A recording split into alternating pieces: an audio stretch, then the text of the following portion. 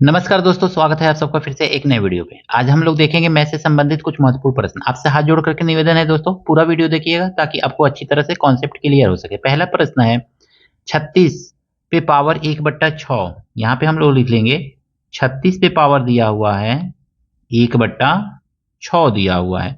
हम 36 को क्या लिख सकते हैं? तो हम 36 को लिख सकते हैं ना, ध्यान से समझिएगा, 6 गुणे 6 लिख सकते हैं। 6 गुणे 6, और 6 गुणे 6 को हम लिख सकते हैं 6 पे पावर 2। तो अब 6 पे पावर 2 को हम इस तरह से लिख सकते हैं, 6 पे पावर 2। अब मल्टीप्लाई कितना है? 1/6 है, तो 1/6 यहाँ पे लिख लेंगे। 2 से काटेंगे, 2 तिहाई 6, तो कितना हमको मिल गया? 6 पे पावर 1/3 मिल गया। इसी 6 पे पावर 1/3 को क्या लिखा जाता है? तो 6 क्यूब रूट, इस तरह से लिखा जाता है। तो ये कितना आ गया? क्यूब रूट 6 आ गया। ऑप्शन नंबर बी इसका सही है। अगला प्रश्न है 0.03 पे पावर 2 माइनस 0.01 पे पावर 2 बट्टा 0.03 माइनस 0.01 का मान ज्ञात कीजिए। लिख लेंगे सबसे पहले इसको, 0.03 का स्क्वायर माइनस 0.01 का स्क्वायर, ऐसे लिखेंगे सिंपली। और नीचे जो दिया हुआ है उसको हम उतार लेंगे, 0.03 और माइनस 0.01। इसको देखेंगे ना तो हम a plus B A minus B में तोड़ सकते हैं। तो ये हो जाएगा 0.03 प्लस 0.01। फार्मूला होता है a plus A square minus B square, एक में जोड़ना एक में घटाना। तो 0.03 माइनस 0.01 ऐसे लिखेंगे सिंपली। और भाई इसके नीचे हमको क्या लिखना है? तो इसके नीचे जो दिया हुआ है 0.03 माइनस 0.01 ऐसे लिख लिया हमने। अब देखिए ये दोनों सेम टू सेम है, तो इस पूरे के टर्म से ये पूरा का पूरा टर्म कट जाएगा। तो बचा क्या आपका? 0.03 प्लस 0.01, दोनों को जोड़ेंगे तो आ जाएगा 0.04। तो इस तरह से ये आपका आंसर मिला इसको हल करने पे। ऑप्शन नंबर डी इसका सही है। अगला प्रश्न रीजनिंग से ले लिया गया है थोड़ा। इसमें दिया गया है 3 है, फिर 5 है, फिर 9 है, फिर 17 दिया हुआ है, फिर 33 दिया हुआ है, और यहाँ पे पूछ रहा है कि क्या होगा। यहाँ पे प्रश्न चिन्ह के स्थान पर क्या आएगा। यहाँ पे हम देखेंगे ना, इन दोनों में कितने का अंतर है? 2 का अंतर है। फिर आगे बढ़ेंगे तो 4 का अंतर आ गया। फिर इसके आगे बढ़ेंगे तो 8 का अंतर आ गया। फिर इसके आगे बढ़ेंगे तो 16 का अंतर आ गया। फिर इसके आगे बढ़ेंगे तो देखिए 2 दूनी 4 दूनी 8 दूनी 16, तो 32 का अंतर आना चाहिए। यानी 3 2 5 और 3 3 6, 65 होना चाहिए। यानी कि आंसर क्या होगा? 65। Option number A. प्रश्नवाचक चिन्ह के स्थान पे क्या आएगा? 65 आएगा। इस प्रश्न में कहा गया है ना, 64 दिया गया है, 64 और भग्गा। सबसे पहले ब्रैकेट वाले को हम सॉल्व करेंगे, तो इसको लिख लेंगे। ब्रैकेट वाले को क्या दिया हुआ है?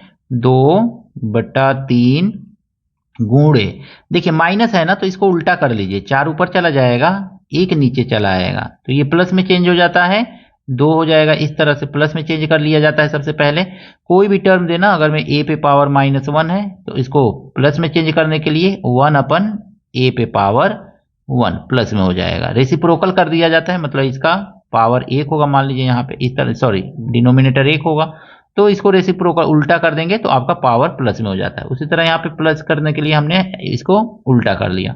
अब देखेंगे तो 64 अब भागा 2/3 दिया हुआ है, तो लिख लेंगे 2/3 और मल्टीप्लाई 4 का स्क्वायर करेंगे, 4 चौको 16 हो जाएगा। इतना ही तो आएगा ना। अब इसको अभी ब्रैकेट में ही रखिए, ब्रैकेट में है ना। अब इसको आगे सॉल्व करेंगे तो ये हो जाएगा 64 भगा 16 दूनी 32, 32/3 ऐसे लिखेंगे। डिवाइड है, डिवाइड को हम मल्टीप्लाई में चेंज करेंगे तो क्या मिलेगा हमको? तो 64 मल्टीप्लाई 3/32 हमको मिल जाएगा। इस तरह से 32 से इसको काटेंगे, 32 दूनी 64 और 2 तिहाई 6, तो आंसर कितना हमको मिल गया? इसको सॉल्व करने पे 6 मिला। ऑप्शन नंबर ए इसका सही है दोस्तों अगला प्रश्न जो दिया हुआ है ना, उसमें कहा गया है 2 संख्या का HCF 8 है, कौन सा उनका एलसीएम नहीं हो सकता है? 24, 48, 56, 60। आपको बताना है इसमें से कौन सा इसका एलसीएम नहीं हो सकता है। कमेंट करके जरूर बताइएगा कि इसका आंसर क्या होगा। अगला प्रश्न दिया गया है, यदि दो संख्याओं का योग 22 है, मान लीजिए पहली संख्या a है और दूसरी संख्या b है, दो संख्याओं का योग कह रहा है कि 22 है।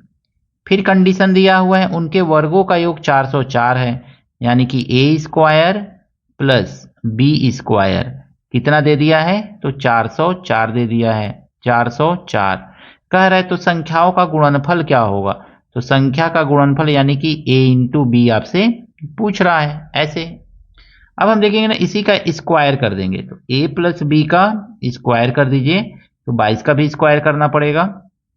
a प्लस बी का स्क्वायर करेंगे तो a square plus B square और plus 2ab is equal to 22 का स्क्वायर करेंगे 484 मिलेगा, 484 मल्टीप्लाई कर लीजिएगा, 22 गुणे 22, 2 दूनी 4, 2 दूनी 4 4 8 और 2 दूनी 4। ए स्क्वायर बी स्क्वायर का वैल्यू हमको मालूम है, इसका वैल्यू मालूम है, हम रख लेंगे यहाँ पे 404 और plus 2ab is equal to हमको कितना मिला हुआ है? सॉरी, ये 2 दूनी 4, हाँ 484 मिला हुआ है, तो 484 लिख लेंगे यहाँ पे।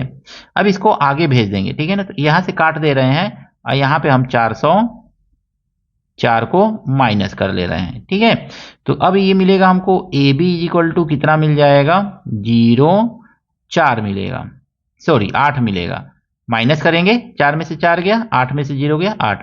और ये जो 2 था ना, इसको नीचे लेके चले आएंगे, काटेंगे तो हमको कितना मिल गया? 40 मिल गया, यानी a इंटू बी हमको कितना मिल गया? 40 मिल गया। ऑप्शन नंबर ए इसका सही है।